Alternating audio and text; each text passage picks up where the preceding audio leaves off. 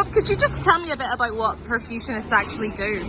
So it's a very kind of specialised area in cardiac surgery, obviously for any surgery that you have to use for heart and bypass machine, whether it's coronary artery bypass valves, valve replacement or heart transplant, we need to use a machine to take over the function of the heart and lungs, and ultimately that is kind of bread and butter of what we operate to make circulation, to oxygenation, blood pressure, temperature on patients when they're having cardiac surgery.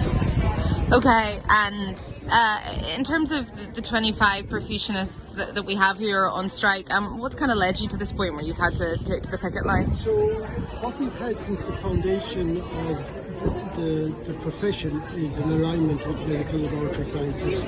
We have been graded as chief and senior medical laboratory scientists for the last over 20 years since the profession has been established. Prior to that, it was the old med lab technologist. We were aligned with that. So we've always had this alignment with that profession. And unfortunately, in 2024, with restructuring of medical laboratory scientists to the outreach grade, they decided, in their infinite wisdom, the HSE decided to cut loose the 25 perfusions, which is 60% of all medical laboratory scientists, from that, and exclude them from that arrangement that had been there in the past.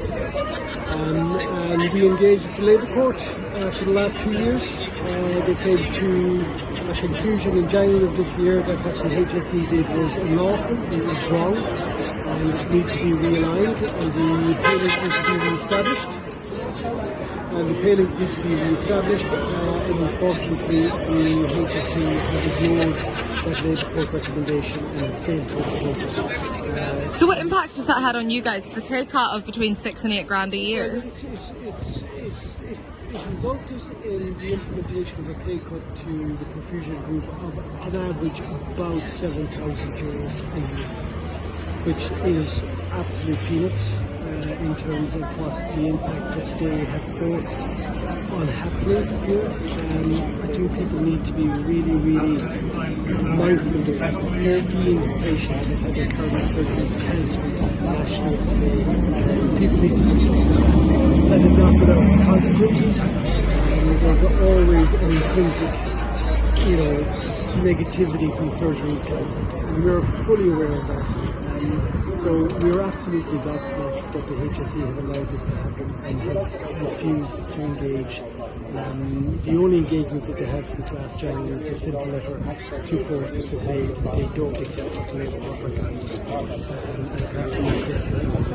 And in terms of, I'm sure you enjoy your job, Rob. I'm sure you're in a position where you don't want to be here today. You don't want the surgeries to be cancelled. There's not a single man or woman in this group that haven't given their all for cardiac surgery services. We're an integral part, along with the nurses and the doctors and the anaesthetists and the intensive care nurses, to provide the service. And we're not just impacting the patients, but there is a whole other group of people that are involved in successful cardiac surgery outcomes. They're sitting around today, not being able to do what they're supposed to be doing. So it has a huge impact, notwithstanding the fact that the worry and the fear of patients having their surgery cancelled. We're very mindful of that, and very cognizant of it.